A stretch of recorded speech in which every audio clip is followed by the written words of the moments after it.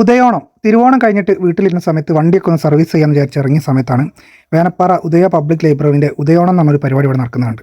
അപ്പോൾ രാവിലെ തന്നെ ഇവിടെ പൂക്കള മത്സരമാണ് നടക്കുന്നത്. പൂക്കള മത്സരത്തിന് തിരുവോണം കഴിഞ്ഞതുകൊണ്ട് പൂവ് കിട്ടാൻ ബുദ്ധിമുട്ടായതുകൊണ്ട് ആകെ 2 ടീമേ ഉള്ളൂ. അതുകൊണ്ട് തന്നെ അതിൽ തന്നെ ഫസ്റ്റും സെക്കൻഡും സെലക്ട് ചെയ്യാൻ പെട്ടെന്ന് കഴിഞ്ഞ്.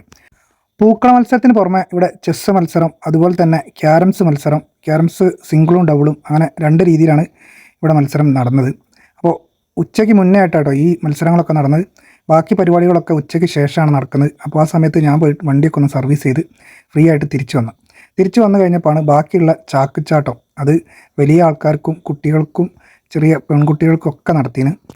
മുൻകൂട്ടിയുള്ള രജിസ്ട്രേഷൻ നടത്താത്ത പരിപാടി ആയതുകൊണ്ട് കണ്ടറിഞ്ഞും കേട്ടറിഞ്ഞും വന്ന ആൾക്കാർക്കൊക്കെ പെട്ടെന്ന് മത്സരങ്ങളിൽ പങ്കെടുക്കാൻ പറ്റിയിട്ടോ. ചാക്കുചാട്ടത്തിന് ശേഷമായിട്ട് പിന്നെ നടത്തിയത് കസേര കളിക്ക് കേട്ടോ.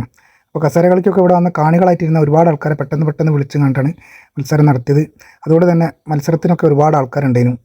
കസേര കളിക്ക് ശേഷം പിന്നെ നടത്തിയത് കട്ട ലിഫ്റ്റിംഗ് ആണ് കേട്ടോ. ഒരു ചുടുകട്ട ഒരു കയറിൻ്റെ മുകളിലായിട്ട് പിടിച്ചിട്ടുള്ള ഒരു മത്സരമാണ് നടത്തിയത്. ഏറ്റവും കൂടുതൽ ആവേശമായ ഒരു മത്സരം ഇതാണെന്ന് എനിക്ക് തോന്നുന്നത്. കാരണം ഒരുപാട് ആൾക്കാർ ഇതിൽ പങ്കെടുത്തിന്. അപ്പോൾ ഈ ഒരു മത്സരം അവസാനം 3 ആൾ കുറേ സമയം പോരാട്ടം നടത്തിന്.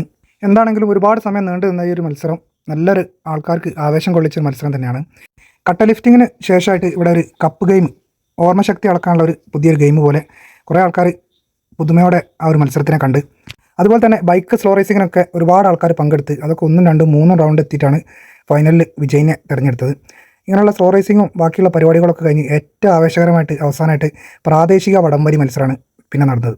അപ്പോൾ 4 ടീമുകൾ നടത്തിയ ഈ വടംവലി മത്സരത്തിൽ ആരും വലിയ പ്രാക്ടീസും കാര്യങ്ങളൊന്നുമില്ല. എല്ലാവരും ഒരു പ്രാദേശിക ഓണപരിപാടി എന്നുള്ള രീതിയിൽ മത്സരിച്ചതാണ്. എന്താണെങ്കിലും മറ്റുള്ള മത്സരങ്ങളെപ്പോലെ തന്നെ നല്ലോണം ആവേശം കൊള്ളിച്ച ഒരു മത്സരമാണ് വടംവലി മത്സരം. അപ്പോൾ നാട്ടിലുള്ള 4 ടീമുകൾ തന്നെയാണ് മത്സരിച്ചത്. അപ്പോൾ പെട്ടെന്ന് തന്നെ പരിപാടികളൊക്കെ അവസാനിപ്പിച്ച് നല്ല ഭംഗിയായിട്ട് എല്ലാം അവസാനിപ്പിച്ച് അവസാനം പരിപാടിക്ക് വന്ന എല്ലാവർക്കും ഇവിടുന്ന് പായസമൊക്കെ കൊടുത്തിട്ടാണ് നല്ല രീതിയിൽ ഈ പരിപാടി വിജയകരമായി അവസാനിപ്പിച്ചത്.